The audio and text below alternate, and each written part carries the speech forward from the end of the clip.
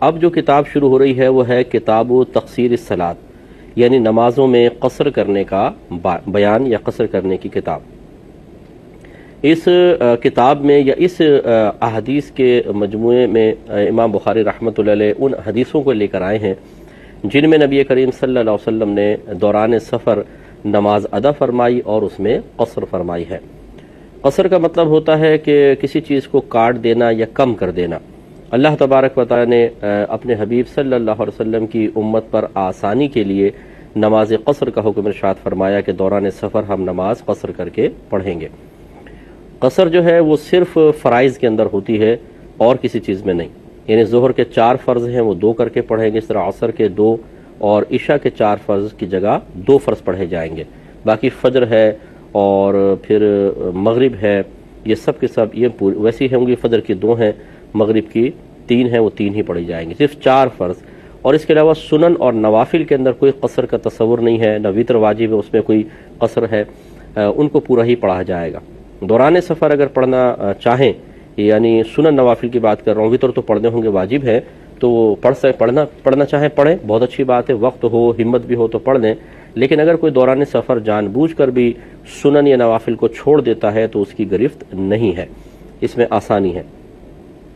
ایک بات یاد رکھیں کہ قصر کہاں سے کہاں تک ہوتی ہے، یا کب کتنا فاصلہ طے کریں، کتنے دن دوسرے شہر میں جا کر ٹھہریں تو قصر کرنی ہوگی، اس پہ میں عرض کرتا ہوں۔ لیکن یاد رکھیں کہ یہ قصر اسی وقت ہوگی کہ جب انسان اکیلے نماز پڑھ رہا ہو، یعنی مسافر ہو اور اکیلے نماز پڑھ رہا ہو۔ اگر آپ مقیم امام کے پیچھے نماز پڑھ رہے ہیں تو آپ پوری نماز پڑھیں گے، یعنی اگر امام مقیم ہو، جیسے مثال کے طور پہ آپ یہاں سے کسی دوسرے سٹی میں گئے ہیں اور آپ مسافر ہیں اور وہاں کا مقیم امام نماز پڑھا رہا ہے تو اس کے پیچھے آپ پوری ہی نماز پڑھیں گے، اب قصر نہیں ہوگا۔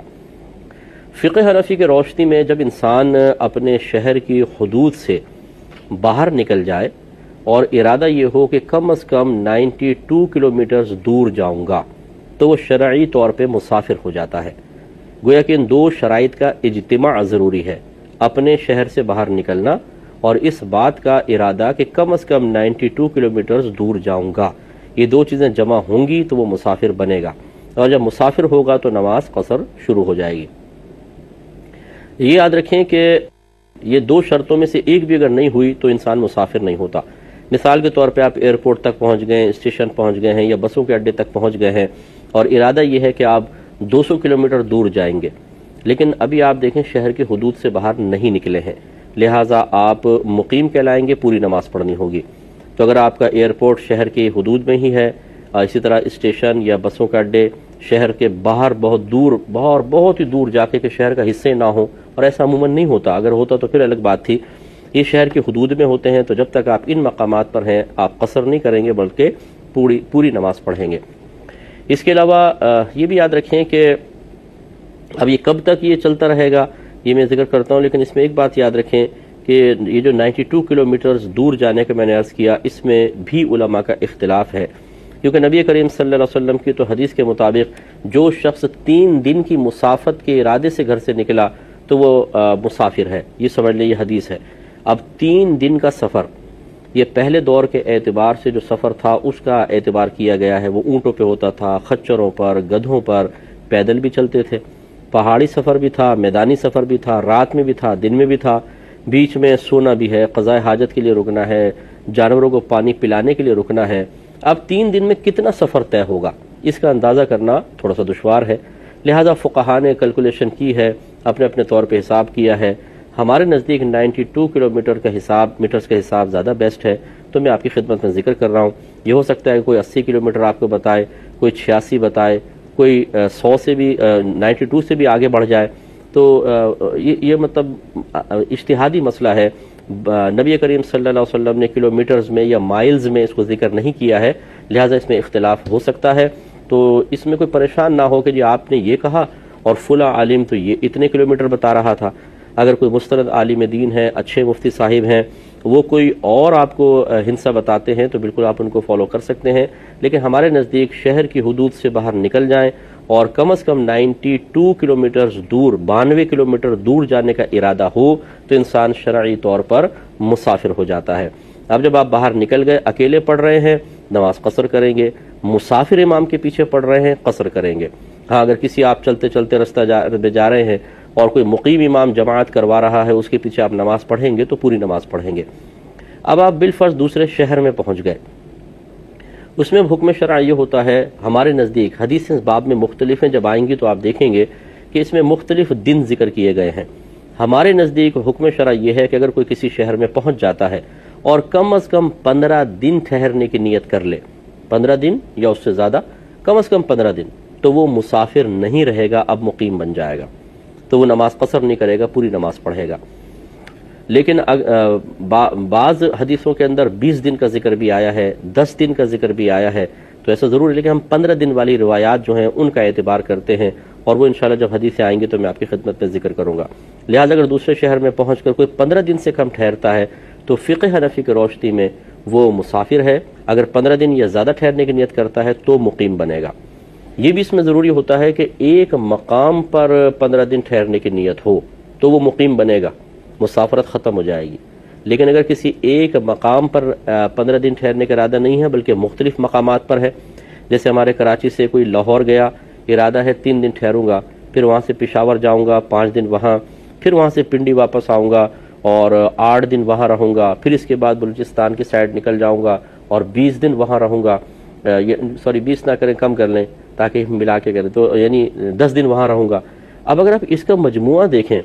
تو یہ کل ٹوٹل بن جائے گا 20 25 30 دن. لیکن یہ جس بھی جگہ ٹھہر رہا ہے وہاں 15 دن سے کم ٹھہرنے کا ہی ارادہ ہے، تو یہ ہر جگہ مسافر ہوگا.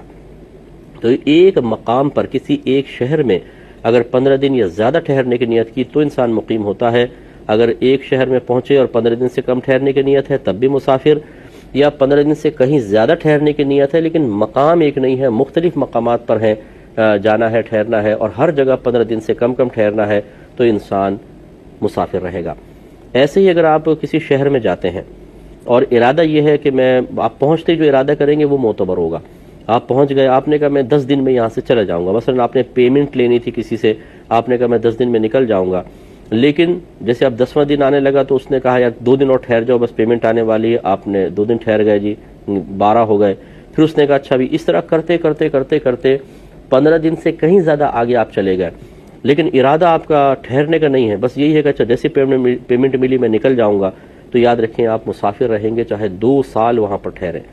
اس سے یہ معلوم ہوا کہ جب کسی شہر میں آپ داخل ہو جاتے ہیں تو جو اول نیت آپ کرتے ہیں اس نیت کا اعتبار ہے، کتنے دن ٹھہرنے کی نیت ہے. اگر آپ 15 دن سے کم ٹھہرنے کی نیت کرتے ہیں تو بس آپ مسافر ہیں. اب چاہے مختلف وجوہات یا مجبوریوں کی بنا پر آپ 15 دن سے زیادہ ٹھہر جائیں تو آپ مسافر رہیں گے.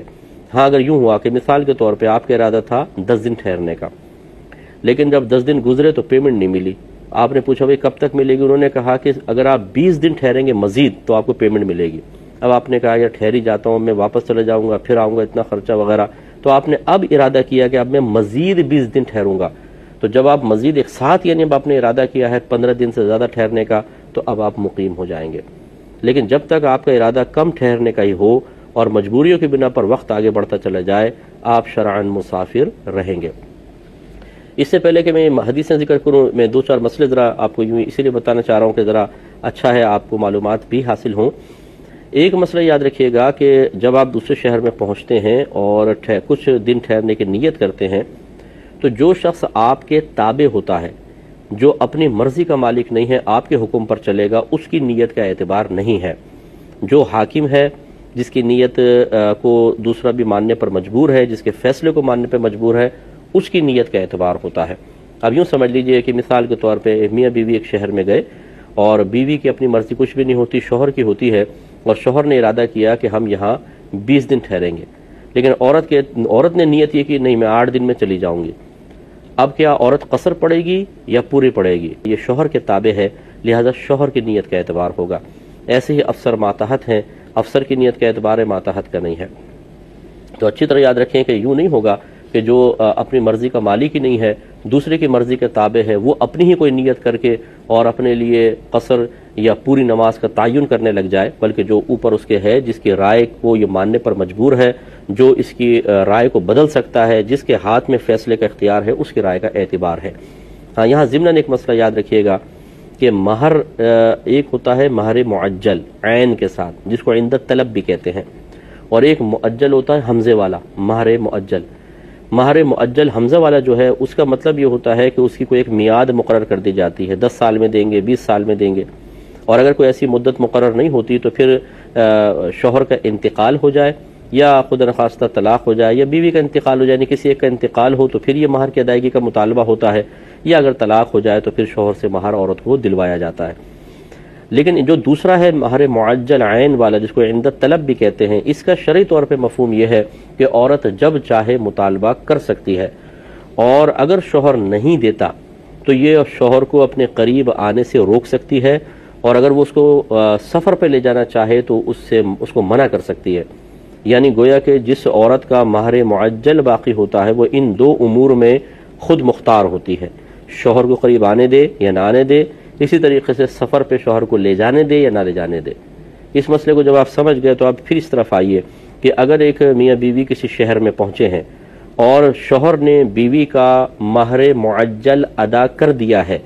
یا مہر معجل ہے ہی نہیں، مہر معجل حمزہ والا، تو پھر تو بیوی اپنے شوہر کی مرضی کے تابع ہوگی اور اس کی اپنی نیت کا اعتبار نہیں، جو شوہر نیت کرے گا اتنے دن کا اعتبار ہوگا، اسی کے مطابق شرعی حکم ہے۔ لیکن اگر بیوی کو اس شخص نے مہر معجل نہیں دیا ہے تو اب یہ عورت اپنی نیت کے اندر خود مختار ہے، لہٰذا اب اگر یہ بیوی نیت کرتی ہے کہ میں 8 دن ٹھہروں گی اور شوہر کا ارادہ ہے 15 دن ٹھہرنے کا، تو شوہر پوری نماز پڑھے گا اور بیوی قصر نماز پڑھے گی۔ امید ہے کہ آپ کو یہ مسئلہ بھی سمجھ میں آ گیا ہوگا۔ اب یہ دیکھیں جو حدیثیں آئیں گی اس میں میں نے پہلے آپ کو سمجھایا کہ دن مختلف ہیں، اور ہمارے فقہائے احناف نے جب حدیثوں میں مختلف دن آئے ہیں کہ سرکار نے اتنے دن میں قصر کیا، اتنے دن وہاں ٹھہرے تو نماز قصر پڑی ہے، جب دن مختلف آئے ہیں تو اب یہ فقہا کا کام ہوتا ہے کہ وہ غور کریں۔ کیا عوام کو یہ کہیں کہ جب آپ شہر میں جائیں 20 دن ٹھہریں تو آپ 20 دن میں قصر کر لیجئے گا، کسی کو آپ کہیں کہ آپ وہاں ٹھہر کے 10 دن ٹھہرنے کی نیت کریں تو قصر کیجئے گا، تو یہ تو ایک عجیب و غریب صورتحال ہو جائے گی۔ اسی لیے فقہا کی ذمہ داری بہت بڑی ہوتی ہے کہ حدیثوں میں مختلف چیزیں ذکر کی جاتی ہیں، اگر وہ حدیثیں بعین ہی عوام کو دے دی جائیں تو عوام شدید مشکلات کا شکار ہو جائے گی۔ کوئی 10 دن والی حدیث کو لے لے گا، کوئی 20 دن والی لے لے گا، کوئی 15 دن والی کو لے لے گا، اور اس میں بڑے مسائل ہوں گے۔ اسی لیے یہ 4 فقہ جو معرض وجود میں آئے اس کی سب سے بڑی وجہ یہ ہے کہ احادیث میں بہت زیادہ اختلاف تھا مختلف امور میں، تو ہمارے چاروں ائمہ نے اپنے اپنے وضع کردہ قرآن اور حدیث سے مسئلہ اخذ کرنے کے اصول کی روشنی میں مسائل نکالے اور امت کی آسانی کے لیے اس کو بیان کیا۔ کسی نے 20 دن کا قول کہا، کسی نے 15 دن کا قول کہا۔ اب جو جس امام کو فالو کرتا ہے وہ اس کے مطابق ہی دنوں کا انتخاب کرے اور دنوں کی تعیین کرے، اور اس کے مطابق شرعی حکم کو وہ اپنے لیے تلاش کرے گا۔ ایک انہوں نے پوچھا کہ جو گھر ہے والدہ کا وہ 200 کلومیٹر دور ہے، اب بیٹی اور داماد اگر اس گھر میں جاتے ہیں تو کیا حکم شرع ہوگا؟ دیکھیں فقہ میں اسی پہ فتویٰ دینا پسند کرتا ہوں کہ یہ مسئلہ لڑکے کے لیے تو یہ ہے کہ جس جگہ وہ شادی کرتا ہے چاہے وہاں رہائش رکھے نہ رکھے وہ اس کے لیے وطن اصلی بن جاتا ہے، لہذا جب داماد وہاں جائے گا تو وہ تو پوری پڑے گا۔ لڑکی جو ہوتی ہے اس کا حکم یہ ہوتا ہے کہ جب اس کی رخصتی ہو جاتی ہے تو پھر سسرال اگر کم از کم 92 کلومیٹرز دور ہے تو اب وہ اس کا وطن اصلی ہے، یہ ختم ہو جاتا ہے۔ جب اپنے گھر پر آئے گی، اگر اتنی دور ہے گھر پر آئے گی تو پھر وہ قصر نماز پڑھے گی، اور اگر اتنی دور نہیں ہے جیسے دوسرے محلے میں یا اسی شہر میں تھوڑا سا آگے کہیں اس کی شادی کر دی ہے تو پھر وہ اپنے چاہے گھر پر ہو سسرال پر ہو، وہ فاصلے کا مسئلہ ہی نہیں رہا تو وہ پوری نماز پڑھے گی۔ تو یہ ذرا ذہن میں رکھیے۔ بہن ایک فرماتی ہیں کہ ایک عورت تھی وہ حج پر یا عمرے پر گئیں، وہاں جا کر کہتی ہیں تھی مسافرہ، تو کہتی ہے میں آدھی نماز کیوں پڑھوں، میں تو پوری نماز پڑھوں گی، کیونکہ یہاں کا ثواب ایک نماز کا ثواب 1 لاکھ کے برابر، 4 رکعت پڑھوں گی 4 لاکھ کے برابر ہے، تو صحیح طریقہ میرے نزدیک تو یہی ہے۔ ماد اللہ ثم ماد اللہ، ایسی بہن کو چاہیے، یہ جڑ ہوشیاریاں ہوتی ہیں اس قسم کے جو جاہل قسم کے لوگ ہوتے ہیں، وہ سمجھتے ہیں حج یا عمرہ کرنے کے بعد ہم اللہ کی بارگاہ میں بڑے مقبول ہو گئے، حالانکہ اس حج یا عمرے کے بعد اللہ کی بارگاہ میں مقبول ہوں گے جو اغلاط سے پاک و صاف ہو، جو کامل طریقے سے ادا کیا گیا ہو۔ ویسے تو اللہ کی مرضی ہے جس کو قبول فرما لے، لیکن اس کا آخر کوئی ضابطہ قاعدہ بھی تو ہے، اللہ نے کوئی قانون تو بنائے ہیں۔ اب اللہ تعالیٰ کے قانون کو توڑنے کے بعد کیا کہ جی دیکھا جائے گا کوئی بات نہیں۔ حضرت عمر فاروق رضی اللہ تعالیٰ عنہ نے نبی کریم صلی اللہ علیہ وسلم سے پوچھا تھا، یا رسول اللہ صلی اللہ علیہ وسلم، قرآن میں تو یہ ہے کہ جب تمہیں کافروں کا فتنہ محسوس ہو تو نماز کو آدھا کر کے پڑھ لو، قصر کے ساتھ پڑھو، اور اب اسلام کو اللہ نے تقویت عطا فرما دی ہے، تو کیا اب ہم پوری نماز نہ پڑھیں سفر میں؟ نبی کریم صلی اللہ علیہ وسلم نے فرمایا کہ عمر، یہ نماز کا قصر کیا جانا اللہ تعالیٰ کی طرف سے تمہارے لیے ایک صدقہ ہے، ایک تحفہ ہے، اس کو قبول فرماؤ، اسے قبول کرو۔ تو صحابہ کرام علیہم الرضوان مکے مدینے میں رہنے کے باوجود، مطلب جو مسافر باہر سے آتے تھے، صحابہ تو باہر کے بھی تھے، وہ قصر نمازیں پڑھتے تھے، اس طرح یہاں والے باہر جاتے تھے، قصر نمازیں پڑھتے تھے۔ اب ان بہن سے دائرہ ادب میں رہ کے کویسچن ہے کہ آپ کی سمجھ اور عقل کیا معاذ اللہ ثم معاذ اللہ نبی کریم صلی اللہ علیہ وسلم سے بھی تجاوز کر گئی ہے کہ جو آپ کے مسافر صحابہ مکے مدینے میں آتے تھے وہ تو قصر نماز پڑھیں، وہ پوری نہ پڑھیں، ان کو نبی کریم قصر کا حکم دیں، اور آپ اپنے پوری 4 نمازیں پڑھیں، وہاں 4 رکعتیں پڑھیں؟ یاد رکھیں آپ گناہ کبیرہ کے مرتکب ہوئیں۔ کسی نے آپ کو یہ نہیں بتایا کہ وہاں پر اگر نیکیوں میں اضافہ ہے تو بعض علماء کہتے ہیں کہ وہاں کا گناہ بھی 1 لاکھ کے برابر ہے۔ اور یاد رکھیں قصر نماز پڑھنا مسافر پر واجب ہے، پوری نماز پڑھے گا تو گناہ گار ہوگا۔ آپ اللہ کی بارگاہ میں توبہ کریں اور اس قسم کی ہوشیاریاں دین کے معاملے میں ہرگز نہ کریں۔ انسان کو معذرت کے ساتھ برا نہیں مانیے گا، اپنی اوقات کے مطابق ہی کلام کرنا چاہیے۔ بسا اوقات وہ اپنی اوقات سے آگے بڑھتا ہے، اپنی حدود سے باہر نکل جاتا ہے، تو وہ سمجھتا ہے میں بہت اچھا کام کر رہا ہوں، لیکن اصل میں شیطان پیچھے کھڑا ہوا کہہ کے لگا رہا ہوتا ہے کہ دیکھا میں نے اس جاہل کو کیسے استعمال کیا اور کیسے اس کی آخرت کی بربادی کا سامان کیا۔ توبہ کرنا بہن پر واجب ہے۔ یہ کہتے ہیں کہ کوئی مکے سے مدینے گئے تاکہ واپسی میں پھر عمرے کا احرام پہن لیں گے، اور وہاں 2 نمازیں پڑھی اور بھول گئے کہ قصر کرنی ہے، پوری نماز پڑھ لی تو کیا حکم شرع ہوگا؟ دیکھیں نماز ہو گئی لیکن گناہ گار ہوں گے، کیونکہ قصر واجب تھی، واجب کا ترک ہوا، اور اس پر سجدہ صاحب نہیں تھا، جیسے ایک حضرت نے اپنا اجتہاد کر کے اس پر سجدہ صاحب کر لیا، تو سجدہ صاحب نہیں ہوگا، بلکہ اس نماز کو کبھی بھی دوبارہ موقع ملے تو لوٹا لیجئے گا۔